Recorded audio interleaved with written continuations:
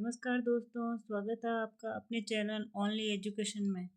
आज हम बात करेंगे 8वां वेतन आयोग लगने के बाद जो सेकंड ग्रेड टीचर्स हैं और जो केंद्र में टीजीटी टीचर्स हैं, उनकी बेसिक पे और उनकी ग्रोस सैलरी पर कितना फ़र्क पड़ेगा, देखते हैं।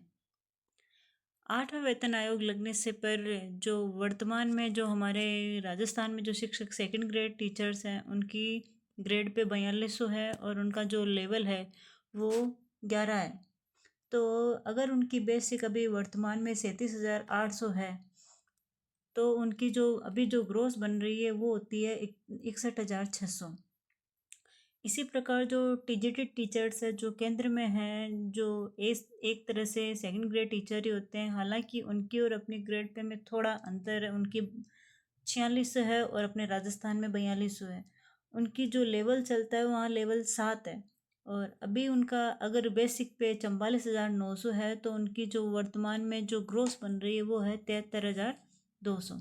अब बात करते हैं कि 8वां वेतन आयोग लगने के बाद उनकी जो बेसिक पे है वो कितनी हो जाएगी और उनकी ग्रोस कितनी हो जाएगी। अगर बात करें कि फिटमेंट फैक्टर कितना रहेगा, तो मीडिया रिपोर्ट मानती है कि इस बार फिटमेंट फैक्टर 2.86 रहेगा।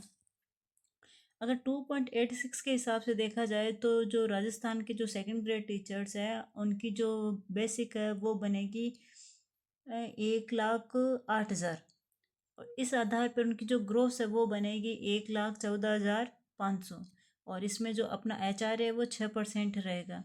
हालांकि DA तो मर्ज हो जाएगा। इसी प्रकार जो TGT टीचर्स हैं, उनकी जो बेसिक है वो 44,900 से बढ़कर 1,28,000 हो जाएगी और उनकी जो ग्रोस बनेगी वो 1,40,000 हो जाएगी, जिसमें 6% HRA रहेगा और उनमें जो अलग से ट्रांसफ़र अलाउंस मिलता है वो होता है 4,000। इसी प्रकार अगर माने तो ये तो 2.86 मीडिया रिपोर्ट्स के अनुसार था, लेकिन वास्तव में इतने रहने के चांसेस नहीं है। अभी वर्तमान में जो फिटमेंट फैक्टर है वो 1.92 के हिसाब से माना जा रहा है।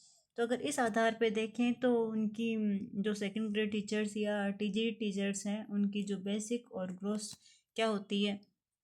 सेकंड ग्रेड टीचर्स की अगर 8वें वेतन आयोग के बाद देखें तो 1.92 के आधार पर उनकी जो बेसिक है वो हो जाएगी 72,500 और उनकी जो टोटल ग्रोस बनेगी वो 77,000 बनेगी, जिसमें HRA वही 6% रहेगा।